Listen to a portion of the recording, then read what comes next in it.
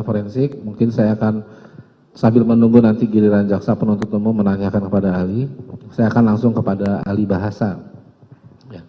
Jadi di sini ahli bahasa ada Bapak Andika sama Bapak Frans ya. Bapak Frans dari UI, Bapak Andika dari UPI Bandung. Jadi nanti saya akan menanyakan mungkin pada salah satu Bapak ahli, nanti mungkin apakah ada pendapat lain dari ahli lain atau menguatkan atau bagaimana. Jadi begini, mungkin kepada ahli Bapak Frans dulu, ahli bahasa Frans. Siap. Ahli, jadi ada perintah nih, ada perintah dari atasan, ya, cek dan amankan. Ini perintah dari atasan kepada pimpinan, kepada bawahannya, cek dan amankan. Ya. Mohon ahli jelaskan dulu, apa sebenarnya makna dari perintah ini? Mungkin Pak Frans bisa. Baik. Sebelum saya mulai menjelaskan, saya ahli linguistik forensik yang sudah menjadi ahli bahasa di pengadilan sejak tahun 98 sampai sekarang. Bidang forensik linguistik itu berkaitan dengan hal-hal yang berkaitan dengan bahasa. Bahasa yang dipakai di dalam sebuah kasus atau bahasa yang dipakai dalam undang-undang, bahasa yang dipakai di dalam perjanjian dan lain-lain. Baik, kata perintah di dalam bahasa Indonesia itu berarti perkataan yang untuk menyuruh orang lain melakukan sesuatu. Tetapi ada makna yang di dalam kamus tersimpan, ya, dengan baik. Kamus kita itu namanya Kamus Besar Bahasa Indonesia. Kata perintah itu juga dikaitkan dengan atasan. Ada arti yang mengatakan dari atasan kepada bawah. Jadi aturan dari pihak atas yang harus dilakukan. Ada juga yang berkaitan dengan aba-aba atau komando. Jadi punya kaitan itu. Kenapa kamus menyimpan itu, menyimpan makna itu? Karena pemakaian kata perintah ini sangat luas dalam kehidupan manusia. Itu arti kata perintah. Mungkin dari ahli Pak Andika ada tambahan atau memang cukup jelas apa bagaimana? Baik, ya yang dijelaskan oleh Pak Frans itu ya itu terminologi secara leksikal. Tidak ada hambatan bahwa perintah itu perkataan untuk menyuruh melakukan sesuatu tapi dalam nuansa yang lebih formal biasanya. Perintah itu lazim disampaikan dalam nuansa yang lebih formal gitu ya, dalam setting kedinasan misalnya. Jadi menyuruh secara formal itu perintah. Dan ada konsekuensinya bagi pengabaian terhadap suatu perintah itu adalah hukuman. Karena perintah itu mempunyai apa yang disebut dalam bahasa sebagai rank of imposition atau daya paksa. Daya paksa yang besar untuk orang yang diperintah melakukan hal tersebut. Apalagi dalam kultur yang sangat hierarkis gitu ya, seperti di kepolisian. Itu seorang atasan yang pangkatnya jangankan beda satu klik Pak. Pendidikannya beda 6 bulan itu jaraknya seperti langit dan bumi Pak. Dan ketika itu dimaknai memberi suruhan, doktrin mereka itu ya apa prinsipnya ya satyaha prabu, setia pada pimpinan Pak. Mereka akan berusaha untuk menjalankan itu sepanjang apa yang diperintahkannya itu tidak bertentangan dengan hukum, logis dan bisa dilakukan. Nah, inilah pentingnya integritas bagi anggota Polri itu. Karena ketika yang diperintahkannya keliru ya orang yang menjalankan perintahnya pun ya akan keliru. Baik ahli. Baik. Tadi kan perintah ya mengenai makna dari perintah. Ya. Kemudian isi perintahnya adalah cek dan amankan.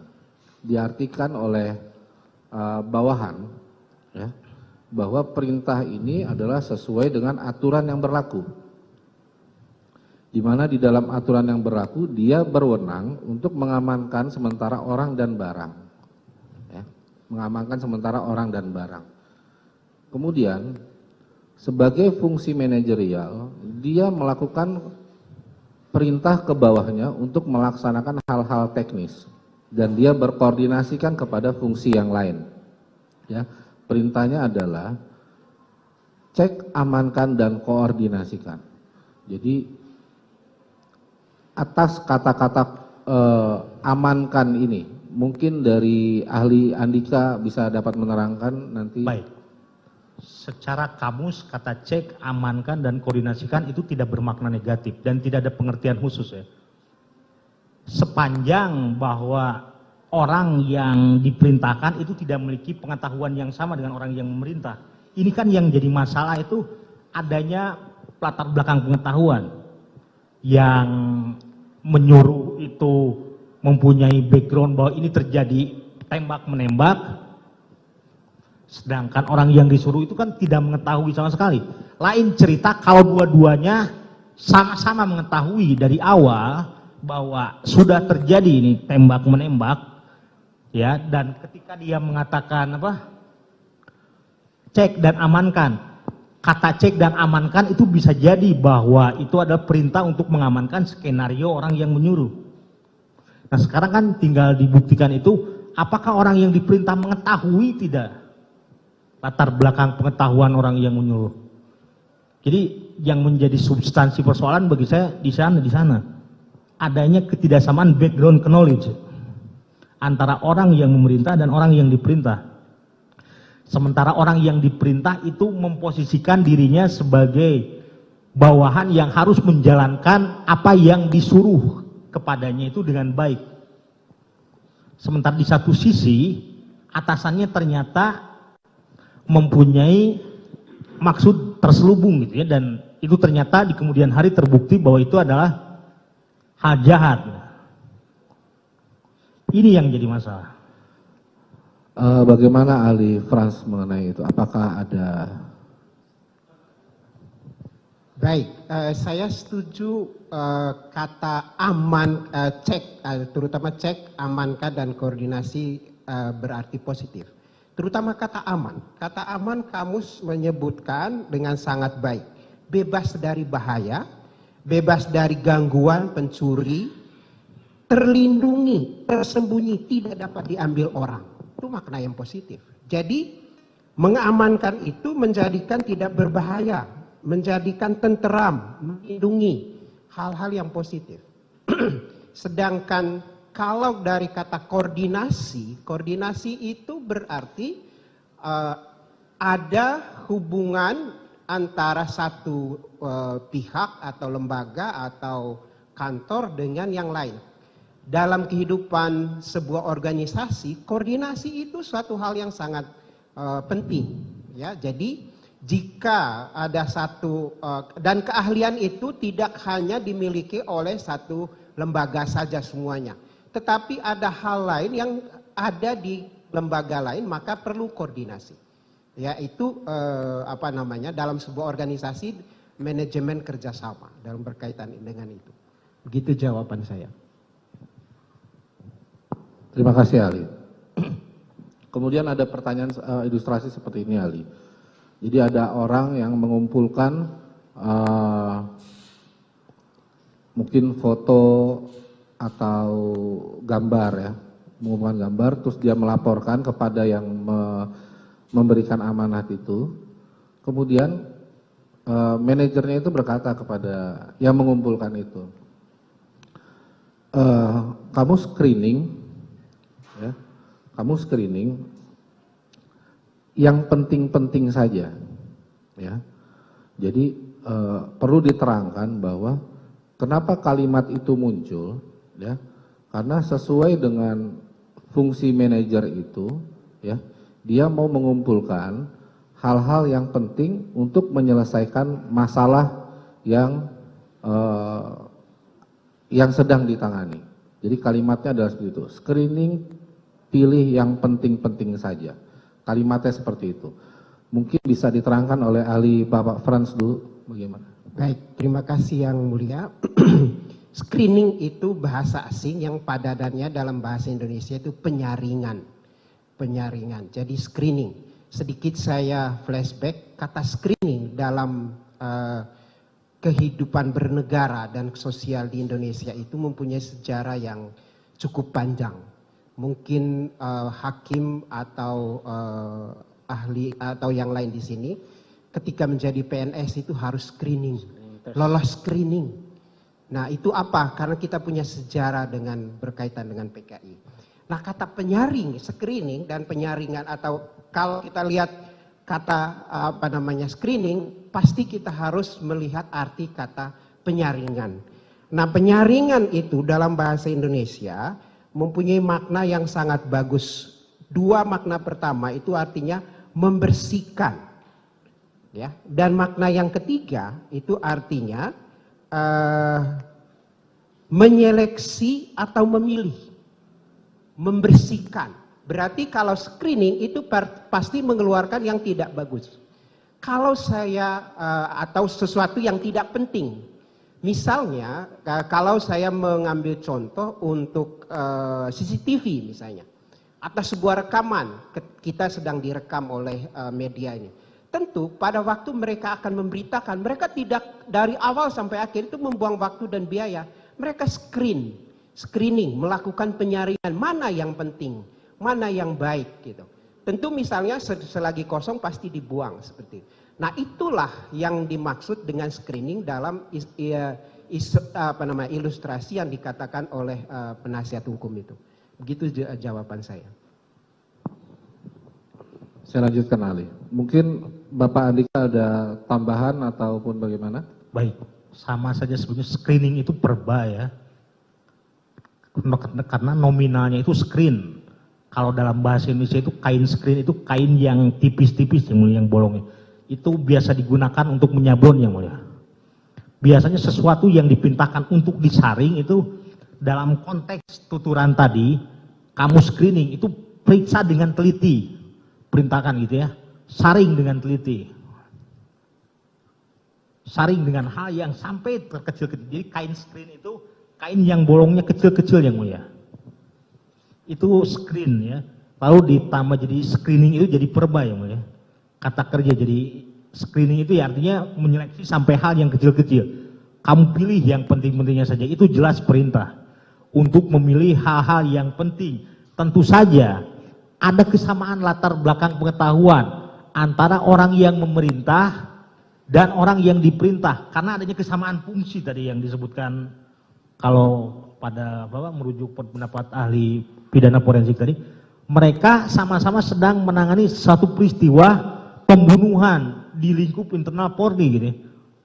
Dan ada kesamaan pemahaman bahwa dalam aturan mereka harus menyeleksi, memilih bukti-bukti yang terkait atau yang berkenaan dengan terjadinya peristiwa itu. Itu saja Pak. Oke, saya teruskan. Siap. Jadi begini, terima kasih penjelasannya buat ahli. Jadi begini ahli, kemudian ada, tadi manajer tadi kan menugaskan fungsi teknis kepada anak buahnya kan. Nah sebelum dia melakukan perintah kepada anak buahnya ini, manajer ini melakukan fungsi koordinasi dengan fungsi yang lain. Ya, bahkan koordinasi dengan fungsi yang lain. Setelah dia berkoordinasi dengan fungsi yang lain, taruhlah B, ya B. Kemudian si manajer ini menugaskan anak buahnya C untuk melakukan koordinasi dengan si B ini. Ya, kemudian si B ini bertanya kepada C yang telah mendapat koordinasi dari pimpinannya itu A tadi. Si B menanyakan, C, sudah jelas ya perintahnya? Dan dijawab oleh C, siap sudah. Nah, maksud dari kalimat ini, apakah B secara bahasa ya, saya nggak tahu bagaimana ini ya bentuknya. B ini hanya menuntut semacam penjelasan dari C bahwa apa yang diminta oleh si A ini sudah ditangkap sepenuhnya oleh si C ini. Itu bagaimana pemaknaannya ini secara bahasa, mungkin Baik. Prof Andika dulu, ya Prof Andika dulu. Baik. Secara kontekstual, saya memaknai secara kontekstual ya, melihat saya merujuk pada teorinya Dilheim yang mulia, ada Introduction to Sociolinguistics, bahwa peristiwa tutul atau speech act itu selalu terkait dengan speaking yang mulia. Ada komponen setting, partisipan, and norm, instrument, key, action, info, instrument, and genre.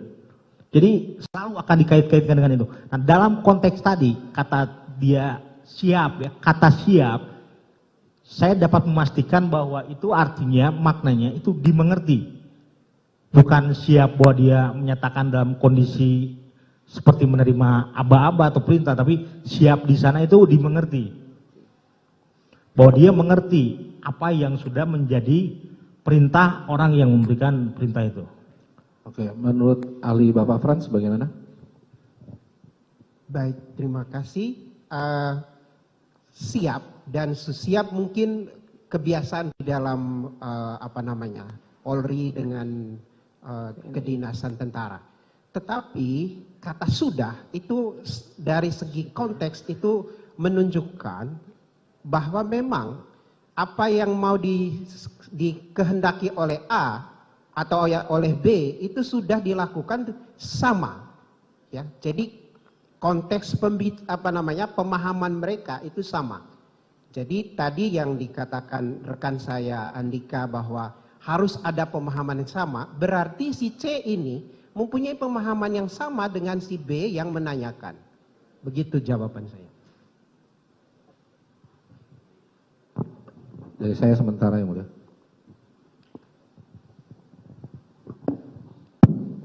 Terima kasih yang mulia, izin melanjutkan. Saya ke Pak Andika dulu. Siap. Terima kasih sudah nonton. Jangan lupa like, subscribe, dan share ya.